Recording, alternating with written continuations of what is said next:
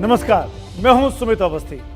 सोमवार की शाम को इंडिया चाहता के इस खास कार्यक्रम में आप सबका स्वागत है, इस उम्मीद के साथ कि यह हफ्ता भी आपके लिए कुछ अच्छी खबरें, कुछ अच्छी जानकारियां लेकर आने में हम आप सबके लिए कामयाब होंगे।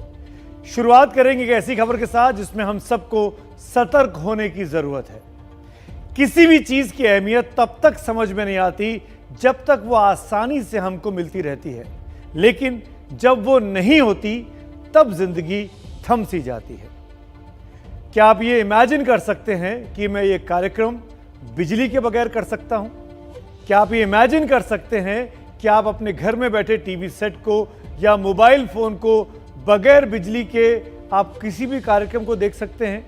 बिल्कुल नहीं। इस दौर में बिजली के साथ दरअसल ऐसा ही कुछ हो रहा है, और अगर बिजली की समस्या ऐसे ही बनी रही जो आज की स्थिति में दिखाई दे रही है, तो ये दिवाली जो कि त्योहार होता है रोशनी का, वो अंधेरे में गुजरने का खतरा भी है। तभी तो आज इंडिया ये जानना चाहता है वो फॉर्मूला जिससे दिवाली काली होने से बच सकती है। साथ ही ये भी कि देश के साथ विदेश में भी क्यों गहरा गई है बिजली की समस्या अचानक से। इसके अलावा आप ये भी जानना चाहते होंगे कि यूपी चुनाव को योगी वर्सेस प्रियंका वाड्रा करके क्या कांग्रेस को फायदा मिलेगा। और तीसरी बड़ी खबर आज की जो इंडिया जानना चाहता है वो ये, डीजल और पेट्रोल के दाम बढ़ रहे हैं, फिर भी गाड़ियों की खरीदारी इस त्योहारी सीजन में क्यों बढ़ी हुई है। इस खबर पर भी आपकी हमारी नजर होगी और आपको डिटेल में पूरी रिपोर्ट आपको दिखाने वाले हैं। लेकिन सबसे पहले उस खबर की बात करेंगे जिसे सबसे ज्यादा लोगों ने आज देखना पसंद किया है हमारी इस वोटिंग के दौरान। देश के कई राज्यों में बिजली की समस्या गहरा गई है। हो सकता है कि आप भी इसको महसूस कर रहे हो, आपके घर की भी बिजली की कटौती हो रही हो और आपको जनरेटर पर इस कार्यक्रम को देखना पड़ रहा हो। दरअसल कई पावर प्लांट कोयले की कमी के चलते बंद कर दिए गए हैं, तो कईयों में सिर्फ कुछ ही दिनों का रिजर्व स्टॉक बचा है। यानी अगर रिजर्व को नहीं फिल किया गया तो वहां भी किल्लत शुरू हो सकती है। और नतीजा ये हुआ है कि गांव और शहरों को पावर कट का सामना करना पड़ रहा है। राज्य सरकारें बिजली की कमी का रोना रो रही हैं, तो केंद्र सरकार कोयले की कमी से इनकार कर रही है।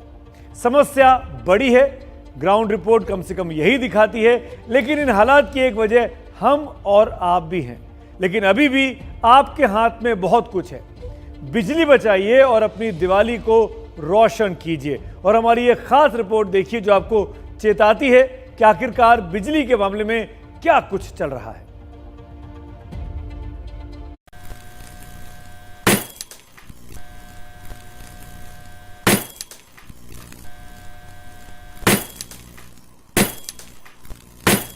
दशहरे से पहले हो रहे हैं बिजली कट।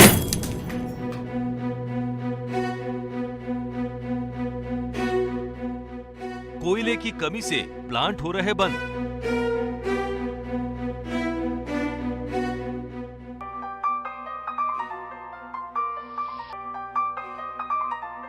आने वाली है रोशनी के त्योहार की बारी। कहीं हो ना जाए दिवाली इस बार काली। रामलीला का मंच है, लेकिन मंच पर लीला नहीं चल रही, मोमबत्तियां जल रही हैं। मुरादाबाद के इस राम दरबार में लोग मोमबत्ती लेकर प्रदर्शन कर रहे हैं क्योंकि उन्हें बिजली कनेक्शन मिला ही नहीं। नतीजा जनरेटर के सहारे रामलीला का मंचन हुआ। लेकिन डर है ऐसी ही हालत दिवाली पर देश की ना हो जाए। यूपी के ग्रामीण इलाकों में 4 से 5 घंटे की बिजली कटौती हो रही है, जबकि शहरी इलाकों में अघोषित बिजली कटौती शुरू हो चुकी है। वजह है कि यूपी में बिजली की सप्लाई और डिमांड में बड़ा फर्क। इसी के चलते यूपी के सीएम योगी आदित्यनाथ को प्रधानमंत्री को चिट्ठी भी लिखनी पड़ी है। उत्तर प्रदेश में देश में सबसे ज्यादा 11 मिलियन यूनिट बिजली की कमी है। पंजाब में 9.6 मिलियन यूनिट बिजली की कमी है। यही वजह है पंजाब में किसान बिजली कट के खिलाफ सड़कों पर उतर आए। ये तस्वीरें जालंधर की हैं, जहां किसान संगठनों ने जालंधर लुधियाना नेशनल हाईवे जाम कर दिया। ऐसा ही प्रदर्शन पटियाला में भी हुआ। पंजाब के मुख्यमंत्री को इस मुद्दे पर सफाई भी देनी पड़ी। ਜਿਹੜੀ ਪੰਜਾਬ ਦੇ ਵਿੱਚ ਹੀ ਨਹੀਂ ਪੂਰੇ ਹਿੰਦੁਸਤਾਨ ਦੇ ਵਿੱਚ ਬਿਜਲੀ ਦਾ ਜਿਹੜਾ ਸੰਕਟ ਆਇਆ ਹੋਇਆ ਉਹ ਕੋਲੇ ਕਰਕੇ ਹੈ। ਸਾਰੀਆਂ ਸਟੇਟਾਂ ਦੇ ਵਿੱਚ ਹੈ। ਅਸੀਂ ਕੋਲ ਮੰਤਰੀ ਨਾਲ ਮੈਂ ਵੀ ਗੱਲ ਕੀਤੀ ਹੈ, ਚਿੱਠੀ ਵੀ ਲਿਖੀ ਹੈ, ਪੂਰੀ ਕੋਸ਼ਿਸ਼ ਕਰ ਰਹੇ ਹਾਂ। ਕੇਂਦਰ ਸਰਕਾਰ ਨੂੰ ਅਸੀਂ ਕਹਿ ਰਹੇ ਕਿ ਛੇਤੀ ਤੇ ਛੇਤੀ ਕੋਲਾ ਭੇਜਿਆ ਜਾਵੇ। ਬਲੈਕ ਆਊਟ ਅਸੀਂ ਨਹੀਂ ਹੋਣ ਦੇਵਾਂਗੇ। आशंका ये जताई जा रही है दिवाली से बिल्कुल पहले भारत के करोड़ों लोगों की दिवाली काली ना हो जाए। क्राइसिस नहीं है मगर सीरियस कंसर्न है और थोड़ा लोड शेडिंग हो सकता है। लोग इसको गलत कहते हैं कि ब्लैकआउट नहीं होगा, होपफुली नॉट। ब्लैकआउट तो ग्रिड फेलियर के वक्त होता है या ऐसे वैसे होता है। ब्राउन आउट हो सकता है। डर जायज भी है क्योंकि उत्तर भारत में कई हिस्सों में लगातार कट लग रहे हैं। झारखंड में 18 से 24% बिजली की कमी है। बिहार और राजस्थान में 6 से 17% बिजली की कमी है। गुजरात और हरियाणा में पहले के मुकाबले ज्यादा पावर कट लग रहे हैं। इसकी वजह है कोयले की कमी। भारत में 52% बिजली का उत्पादन अब भी कोयले से होता है। कोयले का स्टॉक खत्म होने पर बिजली उत्पादन में कमी तय है। 3 दिन से कम स्टॉक बचा है 3 प्लांट में, 4 दिन से कम स्टॉक बचा है 69 प्लांट में, 5 दिन से कम स्टॉक बचा है 13 प्लांट में, 7 दिन से कम स्टॉक बचा है 23 प्लांट में। इनमें से कुछ प्लांट तो 1500 किलोमीटर की दूरी पर हैं, जहां कोयला पहुंचाना भी आसान नहीं। सरकार का दावा है कि कोयले की कमी नहीं, लेकिन राज्य सरकारें इससे इनकार कर रही हैं। ये सब लोग फालतू के पेपरबाजी कर रहे हैं, शगुफा उड़ा रहे हैं। कहीं पर बिजली गई है क्या? ये साहब देखिए, ये अननेसेसरी एक क्राइसिस अपना हवा में क्रिएट कर रहे हैं। हम नहीं चाहते कि किसी भी तरह की आपात स्थिति पैदा हो। पूरे देश के अंदर इस टाइम स्थिति काफी नाजुक है। कई सारे मुख्यमंत्री केंद्र सरकार को लिख चुके हैं इस बारे में। सब लोग मिलके सब लोग मिलके इस स्थिति को सुधारने की कोशिश कर रहे हैं। लेकिन सरकार के 2 मंत्रालय अलग अलग दावा कर रहे हैं। बिजली मंत्रालय का दावा है कुल मांग है 18.7 लाख टन की, जबकि कोयला सप्लाई किया गया 19.2 लाख टन। वहीं कोयला मंत्रालय का दावा है कि कोयले की कुल मांग है 18.5 लाख टन, जबकि सप्लाई है 17.5 लाख टन। यानी मामला कुछ तो गड़बड़ है। ऐसे में समझदारी इसी में है, बिजली की खपत घटाइए। आपने दोनों तरफ के दावे सुने। कोई कह रहा बिजली की दिक्कत है, कोई कह रहा बिजली की दिक्कत नहीं है।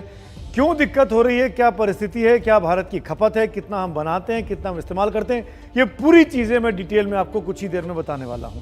लेकिन उसके पहले कुछ और चीज़ें आप जान लीजिए। बिजली संकट को लेकर आज दिन भर बैठकों का दौर केंद्र सरकार के स्तर पर जारी रहा। बिजली मंत्री आर.के. सिंह और कोयला मंत्री प्रहलाद जोशी ने केंद्रीय गृह मंत्री अमित शाह के साथ मुलाकात की। इस बैठक में एनटीपीसी और कोयला मंत्रालय के अफसर भी मौजूद थे। सरकार का कहना है समस्या का हल निकालने में वो जुटी है, लेकिन हम और आप भी इसका हिस्सा हो सकते हैं, थोड़ी सी जागरूकता दिखाकर। ये कुछ टिप्स हैं बिजली बचाने के। जरूरत अगर ना हो तो बिजली के उपकरण का मेन स्विच आपको बंद रखना चाहिए। बल्ब की जगह अगर आप CFL लगा लेंगे तो 70 से 80% तक बिजली का बचत कर पाएंगे। आजकल मौसम बदल रहा है, खासकर उत्तर भारत में, तो ये जरूरी है कि AC का इस्तेमाल कम से कम करें, पंखे से काम चला लें। 5 स्टार रेटिंग वाले जो प्रोडक्ट होते हैं जिसमें मार्किंग होती है, उन्हीं का ही इस्तेमाल करें, जिससे बिजली की बचत होती है। और ये सरकारी दावे के अनुसार इसकी मार्किंग की जाती है, 5 स्टार या 4 स्टार दिया जाता है बिजली उपकरणों को। इसके अलावा भी कई तरीके हैं जिससे बिजली बचाई जा सकती है। बिजली आपकी ज़रूरत है। बिजली की कमी होगी तो उद्योगों पर संकट आएगा, खेती के काम में रुकावट आ जाएगी और जिसका सीधा असर आप पर होगा। इसीलिए आज की लीड स्टोरी पर मेरी राय बहुत साफ है। बिजली बेरोक-टोक मिले, यह सिर्फ सरकार की नहीं, हम सब की भी जिम्मेदारी है। अगर आप मेरी इस राय से सहमत हैं तो हमारे मोबाइल नंबर पर मिस्ड कॉल दीजिए 7823944001। अगर आप सहमत हैं और अगर आप असहमत हैं तो 7823944002 पर मिस्ड कॉल दे सकते हैं। इस बुलेटिन के दौरान लगातार हमारे नंबर ये फ्लैश होते रहेंगे और मेरी राय पर मुझे आपकी राय का इंतजार रहेगा, मिस्ड कॉल का इंतजार रहेगा। शो के आखिर में हम नतीजे भी आपको दिखाएंगे कि मेरी राय से कितने लोग इत्तेफाक रखते हैं या नहीं रखते हैं। राय एक बार फिर दोहरा देता हूं और फिर इस कवर स्टोरी के दूसरे पहलुओं पर आपसे बात करता हूं। बिजली बेरोक टोक मिले, ये सिर्फ सरकार की नहीं, हमारी की भी, यानी हम हिंदुस्तानियों की भी जिम्मेदारी है। जरूरत ना हो तो बिजली का बचाव, बिजली की बचत हम सबको करना चाहिए। आइए आगे बढ़ते हैं। बिजली देना सरकार का काम है, लेकिन इसे बचाना हमारा काम है, ताकि देश का और यहाँ के नागरिकों का भविष्य रोशन रहे। अब आपको बताते हैं कि बिजली की समस्या की वजह क्या है, क्यों ये अचानक इतना बड़ा रावण इस त्योहार के मौसम में खड़ा हो गया है। देश के ज्यादातर पावर प्लांट कोयले से चलते हैं। कोयले की मांग में भारी इजाफा इस संकट की एक बड़ी वजह है। कोयला खनन वाले इलाकों में भारी बारिश हुई है, जिसके चलते कोयले की आपूर्ति में रुकावट आ रही है। कोयले की खदानों में पानी भर गया बहुत सी जगह पर। विदेश से खरीदने वाले कोयले की कीमत में ज्यादा बढ़ोतरी हो गई है। बिजली की पिछली खरीद का बकाया अभी तक सरकार ने नहीं चुकाया है, जिससे उसे आगे का स्टॉक नहीं मिल पा रहा है। इसके अलावा कोयले को सही तरीके से स्टॉक न किया जाना भी इस समस्या की एक बहुत बड़ी वजह है।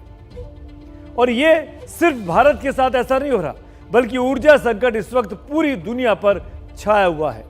कहीं कोयले की कमी है तो कहीं बिजली बनाने वाली गैस महंगी हो चुकी है, कहीं बिजली कटौती हो रही है तो कहीं पेट्रोल और डीजल के दाम आसमान छू रहे हैं। अमेरिका से लेकर यूरोप और भारत से लेकर चीन तक सभी जगह महंगी ऊर्जा से आम व्यक्ति परेशान चल रहा है। देखिए हमारी ये एक और एक्सक्लूसिव रिपोर्ट।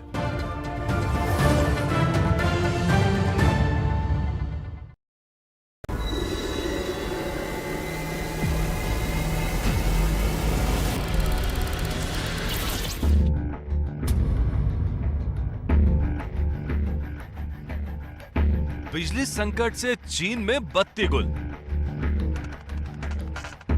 बिजली की कमी का सीधा असर ये कि चीन की फैक्ट्रियों में 18% उत्पादन में कमी आ गई है।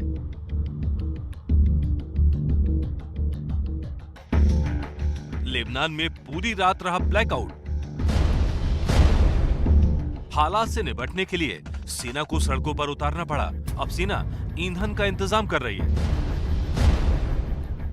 كانت تنقطع 3 ساعات بعدين خلص بس صارت هالمشاكل هاي صارت يقطعوها كل النهار يجيبوها 3 ساعات وهلا ما في كهرباء.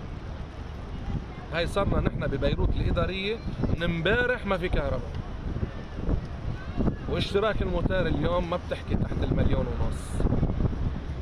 كيف بدك تعيش؟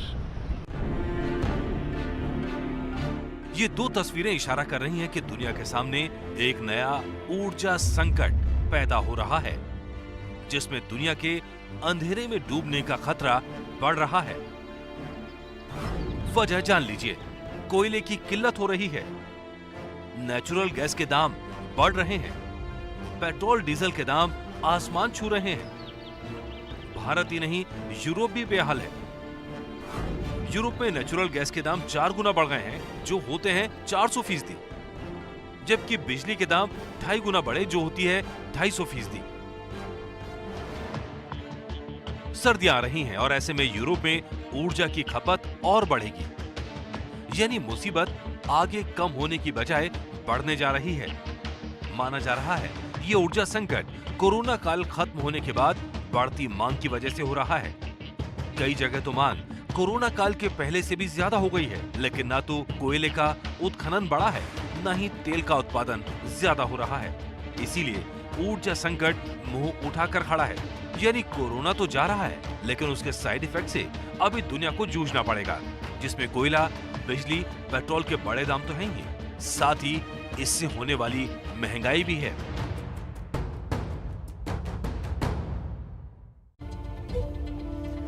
इस वक्त दुनिया ऊर्जा के यानी कुल मिलाकर एनर्जी के संकट से परेशान है। भारत के तमाम राज्य भी हैं। इस बीच बिहार के मुख्यमंत्री और एनडीए के सहयोगी नीतीश कुमार से पूछा गया तो उन्होंने इस बात को माना कि उत्पादन में दिक्कत आई है, लेकिन यह भी कहा कि यह स्थिति सिर्फ बिहार में नहीं है, और जगहों पर भी है। सवाल है कि क्या भारत में कोयले का ऐसा संकट पहली बार हुआ है? और यही जानने के लिए मेरे सहयोगी ने पड़ताल की। हमारे सहयोगी प्रशांत, जो कि सरकार के मंत्रालयों को कवर करते हैं, उन्होंने सरकारी अधिकारियों से बातचीत की और कुछ आंकड़े वो बटोर के आपके लिए लाए हैं। गुजरे वर्षों के आंकड़ों को खंगालें तो पता चलता है कि अक्टूबर 2017 में सिर्फ 5 दिनों का कोल रिजर्व स्टॉक बचा था। 12 दिनों तक ऐसे ही उस वक्त हालात बने हुए थे। अक्टूबर 2018 में यानी करीब 3 साल पहले सिर्फ 6 दिनों का स्टॉक बचा था और 20 दिन तक ऐसी ही स्थिति बनी रही थी। अक्टूबर 2019 में 10 दिनों का स्टॉक बचा था, जो कि मानक 20 दिन से कम था। सिर्फ 2020 में, क्योंकि कोरोना का संकट था, उस वक्त मांग में कमी थी, इसीलिए कोल्ड स्टॉक में कोई दिक्कत नहीं आई थी। मंत्रालयों को कवर करते हैं, उन्होंने सरकारी अधिकारियों से बातचीत की और कुछ आंकड़े वो बटोर के आपके लिए लाए हैं। गुजरे वर्षों के आंकड़ों को खंगालें तो पता चलता है कि अक्टूबर 2017 में सिर्फ 5 दिनों का कोल रिजर्व स्टॉक बचा था। 12 दिनों तक ऐसे ही उस वक्त हालात बने हुए थे। अक्टूबर 2018 में यानी करीब 3 साल पहले सिर्फ 6 दिनों का स्टॉक बचा था और 20 दिन तक ऐसी ही स्थिति बनी रही थी। अक्टूबर 2019 में 10 दिनों का स्टॉक बचा था, जो कि मानक 20 दिन से कम था। सिर्फ 2020 में, क्योंकि कोरोना का संकट था, उस वक्त मांग में कमी थी, इसीलिए कोल्ड स्टॉक में कोई दिक्कत नहीं आई थी। तो यानी कुल मिलाकर आप देखें तो अक्टूबर के महीने में कोयले के स्टॉक में कमी आती है। उसकी बहुत बड़ी वजह जुलाई, अगस्त, सितंबर में हुई बारिश होती है, जिसकी वजह से कोयला खदानों में पानी आ जाता है और कोयले की मांग हमेशा बढ़ती है। सर्दी आने की वजह से ज़्यादा थर्मल प्लांट्स चलते हैं। इसीलिए ये संकट है तो सही, पर किल्लत नहीं है, ब्लैकआउट नहीं होने वाला है। कोयले की कमी का सीधा असर बिजली पर होता है। बिजली कम तो आम आदमी के लिए मुश्किलें भी बढ़ जाती हैं। इस दौर में लोगों की मुश्किल सिर्फ इतनी बढ़ रही है कि तेल के दाम लगातार बढ़ रहे हैं। डीजल और पेट्रोल के दामों में इजाफा लगातार चल रहा है। लेकिन एक और हैरानी की बात है, जो कि इसके बिल्कुल उलट है, कि तेल के दामों का असर गाड़ियों की बिक्री पर नहीं हो रहा है। यानी दाम तेल के बढ़ रहे हैं और गाड़ियों की खरीद भी लगातार बढ़ती जा रही है। ये उल्टा खेल क्या कहता है? ये कौन सी अर्थव्यवस्था है? आइए समझते हैं। गुवाहाटी में व्यापारी खुश हैं क्योंकि ग्राहक आ रहे हैं। आदमी निकल रहे हैं और परचेजिंग कर रहे हैं। उम्मीद से बढ़िया है। पूजा का मार्केट तो जो सोचा था उससे बढ़िया है। वाराणसी में फूल उगाने वाले खुश हैं क्योंकि मांग बढ़ गई है। फूल कोरोना में तो एकदम नहीं बिका, अब बिक रहा है धीरे धीरे। नवरात्र से थोड़ा बहुत ठीक है, थोड़ा ऊपर नीचे हुआ करता है। ये एकदम बढ़िया, 2 साल से बंद था, लेकिन इस साल खुला है तो जो है अच्छे रेटों में हम लोग को माला मिल रहा है, बढ़िया मिल रहा है माला जो है। बाजार में रौनक लौट रही है, धंधे चमकने शुरू हो गए हैं। लेकिन साथ ही आ रही है एक मुसीबत भी, महंगाई।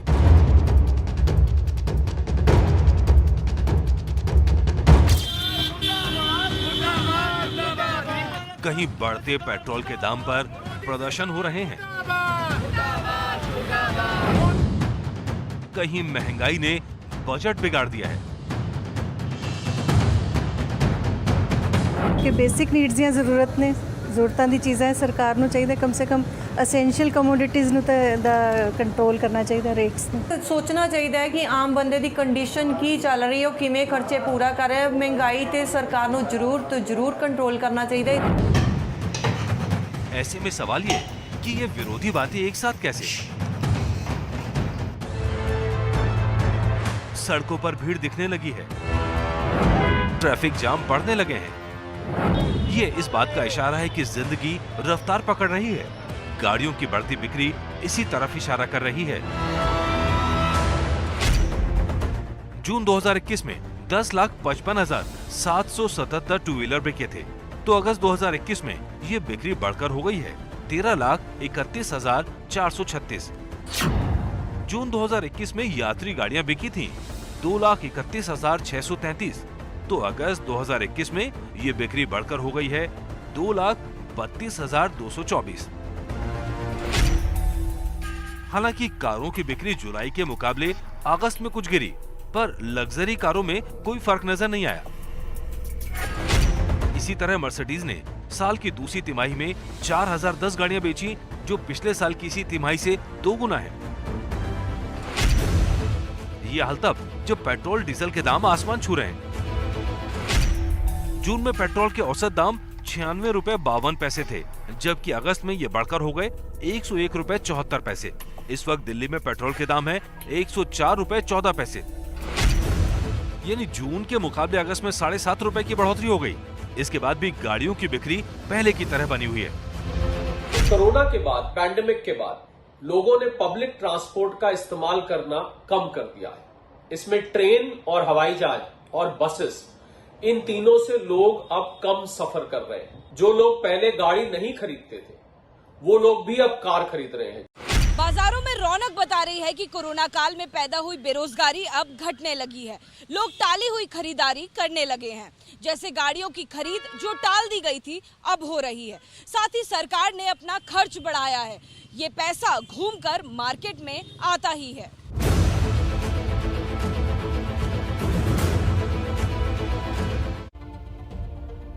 आज की लीड स्टोरी पर लगातार आपके सामने मेरी राय स्क्रीन पर है और आपके जवाबों का मुझे इंतजार है, मिस्ड कॉल का इंतजार है। मेरी राय बहुत साफ है, बेरोक टोक बिजली सिर्फ सरकार की नहीं, हमारी खुद की भी जिम्मेदारी है। बिजली की बचत हमको करनी होगी।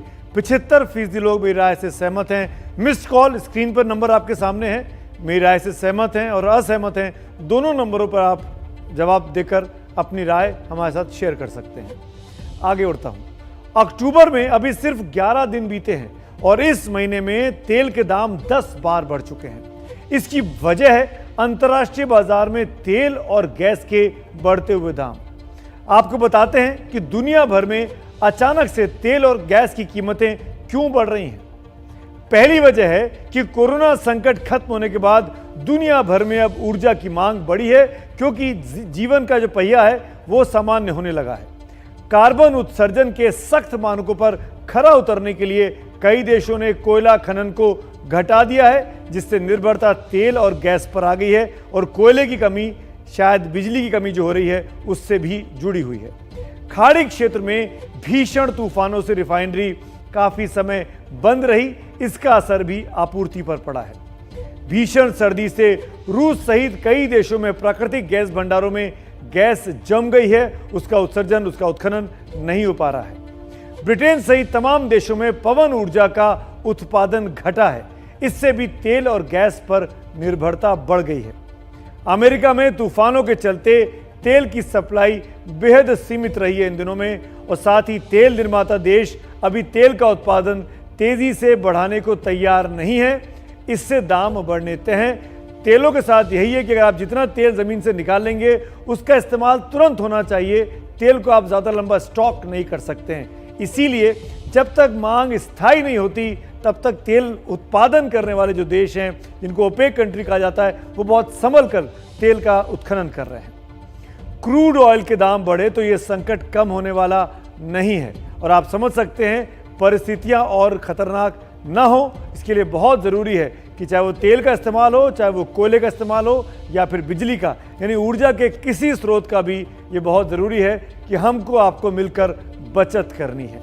लीड स्टोरी की बात कर लेते हैं हम। बिजली की किल्लत जो हो रही है उसको लेकर आज की लीड स्टोरी थी और इस लीड स्टोरी पर मेरी राय बहुत साफ है कि बिजली की आपूर्ति सिर्फ सरकार का काम नहीं है, बिजली की बचत सिर्फ सरकार का काम नहीं है, ये हमारी भी जिम्मेदारी है। मेरी राय से 75% लोग सहमत हैं, 25% असहमत हैं। आपकी मिस्ड कॉल का मुझे इस शो के दौरान लगातार इंतजार है। हजारों लोग इस पोल में अब तक हिस्सा ले चुके हैं और कई हजारों का मुझे इंतजार है। अब बात करते हैं आज की कुछ और राजनीतिक खबरों की। सबसे पहले बात करूंगा यूपी की, जहां चुनाव से पहले लखीमपुर कांड को लेकर अब राजनीति बहुत तेजी से गर्मा गई है।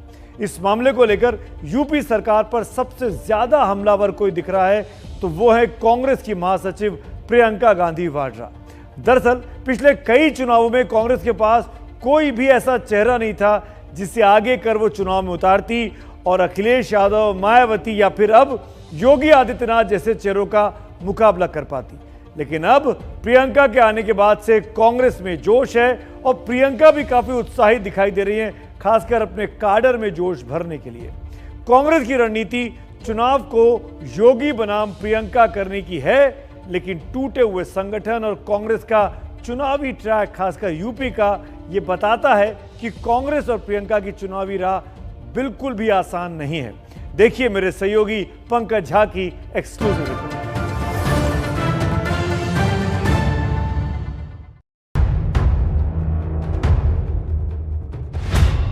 बदलिए सरकार को, परिवर्तन लाइए, अपने प्रदेश को बदलिए।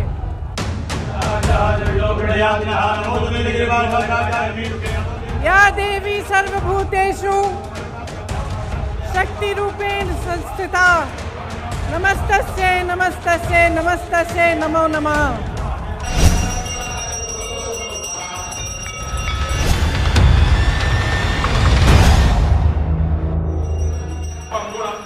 नवरात्र का व्रत, मंदिर मंदिर दर्शन, चंडी पाठ, सर्वमंगल मांगल्ये शिवे सर्वार्थ साधिके शरणे त्र्यंबके गौरी नारायण नमोस्तुते। और सड़क पर उतरकर यूपी सरकार परिवार। प्रियंका गांधी यूपी में कांग्रेस के लिए मैदान तैयार कर रही हैं, लेकिन रास्ता इतना आसान नहीं है। एक तरफ है वो पार्टी जिसे अगले यूपी चुनाव में सत्ता का प्रबल दावेदार माना जा रहा है, वो नेता जिसके 5 सालों के काम को सामने रखकर बीजेपी चुनाव में जा रही है। कई बार सोचना पड़ता है कि यूपी के कौन से विकास कार्यों की चर्चा करूं, कौन से कार्यों की चर्चा छोड़ दूं। ये सब योगी जी के नेतृत्व और यूपी सरकार की कार्यनिष्ठा का कमाल है। और दूसरी तरफ है वो पार्टी जो पिछले 3 दशक से भी ज्यादा वक्त से यूपी की सत्ता से न सिर्फ बाहर है, बल्कि पिछले कई चुनावों में तो अपना अस्तित्व बचाने के लिए संघर्ष करती हुई नजर आ रही है। लेकिन यूपी चुनाव से चंद महीने पहले कांग्रेस ने गियर बदला है। प्रियंका गांधी एक्शन में है। मंदिर मंदिर दर्शन और नवरात्र व्रत के बाद वाराणसी की रैली में प्रियंका का चंडी पाठ कांग्रेस की बदलती राजनीति का संकेत है। आज नवरात्रि का चौथा दिन है। मैं व्रत हूँ तो मैं माँ की स्तुति से शुरू करना चाहती हूँ। या देवी सर्वभूतेषु शक्ति रूपेण संस्थिता नमस्तस्यै नमस्तस्यै नमस्तस्यै नमो नमः। सर्वमंगल मांगल्ये शिवे सर्वार्थ साधिके शरणे त्र्यंबके गौरी नारायण नमोस्तुते। मेरे साथ कहिए जय माता दी, जय माता दी, जय माता दी। लखीमपुर कांड के बाद कांग्रेस कार्यकर्ताओं का हौसला बढ़ा हुआ है और इसी मोमेंटम को प्रियंका चुनाव तक आगे बढ़ाने की कोशिश में है। लखनऊ में लखीमपुर कांड पर प्रियंका गांधी मौन व्रत पर बैठी। उत्तर प्रदेश में कांग्रेस चौथे नंबर की पार्टी है। ऐसे में जब बीजेपी वर्सेस कौन की बात आती है तो कांग्रेस बहुत पीछे चली जाती है। जब भी चुनाव होता है यूपी में तो एंटी बीजेपी वोट उस हिसाब से कांग्रेस को मिल ही नहीं पाता है। इस बार प्रियंका गांधी की कोशिश उसी वोट बैंक को अपने पाले में लाने की है। बीते चुनाव में वैसे भी कांग्रेस के पास कोई बड़ा चेहरा नहीं था। इस बार कांग्रेस की रणनीति यही है कि ये बताया और समझाया जाए कि यूपी में योगी के खिलाफ अगर मैदान में कोई लड़ रहा है तो वो सिर्फ और सिर्फ प्रियंका गांधी हैं। कि आपके जीवन में तरक्की नहीं हुई तो आ जाइए, मेरे साथ खड़े होइए, कंधे से कंधा लगाइए और लड़िए। बदलिए सरकार को, परिवर्तन लाइए, अपने प्रदेश को बदलिए। कांग्रेस के बड़े नेता भी ये बता रहे हैं कि अब कांग्रेस के पास चेहरा भी है और तेवर भी, तो बीजेपी प्रियंका को परदेसी बता रही है। निश्चित रूप से आप सब उत्तर देंगे और उत्तर होगा प्रियंका जी के नेतृत्व में सरकार बनेगी। उत्तर प्रदेश के लोग तो ये कहेंगे कि तुम तो ठहरे परदेसी, साथ क्या निभाओगे। आज यहाँ पे रैली कर रहे हो, कल दिल्ली चले जाओगे। अब सवाल यह है कि क्या प्रियंका योगी के खिलाफ कांग्रेस की मुख्यमंत्री उम्मीदवार होंगी या सिर्फ चुनाव के लिए कांग्रेस का चेहरा। प्रियंका को आगे कर कांग्रेस की रणनीति खोई जमीन पाने की है। सॉफ्ट हिंदुत्व के जरिए हिंदू वोटों को लुभाना, लखीमपुर कांड में विपक्ष से मिली लीड को आगे ले जाना जाति गणित को साधना और मुस्लिम वोट को अपनी तरफ वापस लाना। लखनऊ में वाल्मीकि बस्ती में झाड़ू लगाकर प्रियंका का संदेश न सिर्फ सीएम योगी को जवाब देना था, बल्कि इसके सहारे वो उस वोट बैंक को साध रही थी जो उनसे छिटक चुका है। लखनऊ की एक बस्ती में गई, मैं इसलिए गई थी क्योंकि योगी जी ने जो रोज सुबह अपने घर में झाड़ू मारते हैं, जो सफाई करते हैं, हमारे देश हमारी शहरों को साफ रखते हैं, उनके प्रति उन्होंने अब शब्द कहे। तो मैं एक बस्ती में गई वाल्मीकि मंदिर में झाड़ू लगाने के लिए। जो सफाई कर्मचारी थे उनका वेतन महीनों से नहीं बढ़ाया गया था। यूपी चुनाव में अब बस कुछ ही महीने बाकी हैं। विधानसभा में 7 सीटों वाली कांग्रेस में प्रियंका ने जोश तो भरा है, लेकिन इस जोश को वोट में बदलना उनके लिए आसान नहीं होने वाला। लखनऊ से पंकज झा की रिपोर्ट। आज की राय आपके सामने एक बार फिर बता दूं लीड स्टोरी पर कि बेरोक-टोक बिजली सिर्फ सरकार की नहीं, हमारी भी जिम्मेदारी है। आपकी मिस्ड कॉल का मुझे इंतजार है। 76% लोग मेरी इस राय से इत्तेफाक रखते हैं कि सिर्फ सरकार पर ठीकरा नहीं फोड़ना होगा, हमको और आपको मिलकर पहल करनी होगी। इस बीच में बात प्रियंका गांधी की क्योंकि चल रही है तो आपको बता दूं 2019 में प्रियंका कांग्रेस की महासचिव बनी थी। तब से हर बड़े मुद्दे पर प्रियंका लगातार एक्टिव नजर आ रही हैं। अगस्त 2019 में सोनभद्र के उम्भा गांव वो पहुंची थी, जहां जमीनी विवाद में 10 आदिवासियों की हत्या कर दी गई थी। प्रियंका ने वहां पीड़ित परिवारों से उस वक्त मुलाकात की थी। अक्टूबर 2020 में हाथरस गैंगरेप मामले में भी प्रियंका हाथरस गई और इस मामले पर सीधे यूपी सरकार पर हमला बोला। इस साल फरवरी में किसान आंदोलन को अपना समर्थन देने के लिए बिजनौर में किसान महापंचायत में भी प्रियंका शामिल हुई थी। जुलाई में ब्लॉक प्रमुख चुनाव में प्रियंका ने उन महिला प्रत्याशियों से मुलाकात की थी जिनके साथ अभद्रता की गई थी। और अब अक्टूबर में लखीमपुर कांड पर प्रियंका जबरदस्त एक्टिव नजर आई और किसानों के साथ खड़ी होने में कोई कसर वो नहीं छोड़ना चाहती हैं। दरअसल हाथरस हो या फिर सोनभद्र या फिर लखीमपुर, ये सिर्फ मंजिल के पड़ाव भर हैं। प्रियंका के टारगेट पर तो लखनऊ ही है। हमारे सहयोगी हैं कार्टूनिस्ट इरफान। उनका एक कार्टून है जो प्रियंका की इसी राजनीतिक यात्रा की पूरी कहानी कह रहा है। आज सुबह से हम अपने चैनल पर इस कार्टून को दिखा रहे हैं। प्रियंका का सफर भले ही अलग अलग शहरों, अलग अलग मुद्दों से होकर गुजर रहा हो, लेकिन मंजिल उनकी लखनऊ की सत्ता ही है जिस पर वो पहुंचना इस बार चाहती हैं। पर क्या वो पहुंचेंगी, ये एक बड़ा सवाल है। इरफान की नज़र से प्रियंका का ये कार्टून वाला उनका जो सफ़र है उस पर कार्टून भरी नज़र। फिलहाल तो लखीमपुर मामले को लेकर प्रियंका सुर्खियों में है और इस मामले को लेकर सियासत भी गर्म है। लेकिन केंद्रीय गृह राज्य मंत्री के बेटे आशीष मिश्रा की गिरफ्तारी तो हो गई, लेकिन विपक्ष मंत्री जी को हटाने की मांग पर अभी भी अड़ा है और एक कल बड़ा प्रदर्शन लखीमपुर में फिर से किसान करने जा रहे हैं।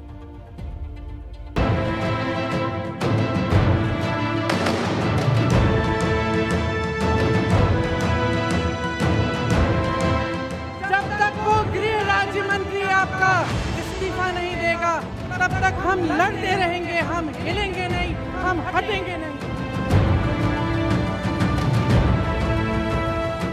जब तक गृह राज्य मंत्री इस्तीफा नहीं देगा ये आंदोलन हमारा जारी रहेगा। लखीमपुर कांड में मंत्री जी का बेटा आशीष मिश्रा गिरफ्तार हो गया है, लेकिन उसके पिता केंद्रीय गृह राज्य मंत्री अजय मिश्रा टेनी को हटाने की मांग पर विपक्ष अड़ा हुआ है। शहर शहर इसे लेकर कांग्रेस ने प्रदर्शन आयोजित किए। लखनऊ में प्रियंका गांधी खुद मौन व्रत पर बैठी। दूसरी तरफ महाराष्ट्र सरकार में शामिल तीनों दल शिवसेना, एनसीपी और कांग्रेस ने इस मुद्दे पर बंद बुलाया था।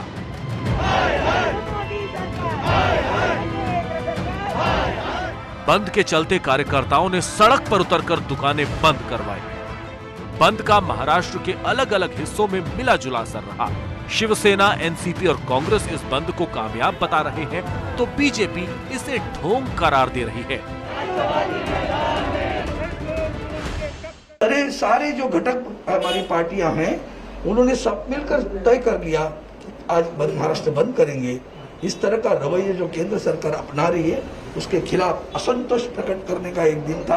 वो आज महाराष्ट्र की सब जनता ने बहुत एकता से एकजुटता से बताया। महाविकास आघाड़ी ने महाराष्ट्र में जो बंद का कॉल दिया है ये पूरी तरीके से इनका ढोंग है, ये ढोंगी सरकार है। जबकि उसके यहाँ रोज किसान मर रहे हैं, उन किसानों को बचाने के लिए सरकार कुछ नहीं करती। अजय मिश्रा टेनी को हटाने की मांग को लेकर विपक्ष प्रदर्शन कर रहा है तो मंगलवार को किसान संगठन भी सड़क पर उतरने की तैयारी कर रहे हैं। 12 अक्टूबर को ही घटना में मारे गए किसानों की भोग रस्म है और लखीमपुर में किसान नेता पहुंचने वाले हैं। कल की सभा में घोषणाएं होंगी। 18 तारीख को ट्रेन रोकने का 6 घंटे का, 26 तारीख को बड़ी मीटिंग होगी। दूसरी तरफ अजय मिश्रा के खिलाफ बीजेपी में भी आवाजें उठने लगी हैं। यूपी बीजेपी के अध्यक्ष स्वतंत्र देव सिंह ने बिना अजय मिश्रा का नाम लिए कार्यकर्ताओं को नसीहत दे दी। नेतागिरी का मतलब लूटने नहीं आए हैं, फॉर्चूनर से किसी को कुचलने नहीं आए हैं। वोट मिलेगा आपके व्यवहार से मिलेगा, लेकिन मोहल्ले वालों को मोहल्ले में प्रसन्न होना चाहिए कि मोहल्ले वाले आपके शकल से छिप जाए। मामले की गंभीरता इतनी है कि बीजेपी ने स्वतंत्र देव सिंह समेत संगठन के बड़े नेताओं को दिल्ली बुला लिया। माना जा रहा है कि बैठक में लखीमपुर मामले को लेकर बदले हालात पर चर्चा हो सकती है। बेटा आशीष रिमांड पर है और पिता मंत्री से इस्तीफे की डिमांड हो रही है। वक्त हो रहा है ब्रेक का, लेकिन उसके पहले एक जरूरी अपील आपके साथ। रोज की तरह त्योहार शुरू हो गए हैं, इसीलिए ज्यादा सावधानी का वक्त है। लोगों से मिलने जुलने का समय है। ऐसे में मास्क लगाकर ही घर से बाहर निकलें और भीड़ भाड़ में जाएं। मास्क रहेगा तो बचाव अपना भी करेंगे और दूसरों का भी करेंगे। #मास्कअपइंडिया मुहिम का हिस्सा बनिए। एबीपी न्यूज के साथ पूरे देश को हम आंदोलित करना चाहते हैं, उनको सिखाना चाहते हैं। मास्क बच रहेगा तो तीसरी लहर से हम सब बचे रहेंगे। आपकी तस्वीर दिखाकर हम दूसरों को भी प्रेरित करने की कोशिश करते हैं। आप सबका बहुत बहुत शुक्रिया मास्क अप इंडिया से जुड़ने के लिए। वक्त हो चला है ब्रेक का। ब्रेक के बाद आपकी राय होगी, आपका फैसला भी होगा, आज का शब्द भी होगा। लेकिन जाते जाते आपको बता दूं, आज की लीड स्टोरी पर मेरी राय के साथ 77% लोग अब इत्तेफाक रखते हैं और राय बहुत साफ है। बेरोक टोक बिजली सिर्फ सरकार का नहीं, हमारा और आपका भी काम है, यानी बिजली की बचत करनी ही होगी।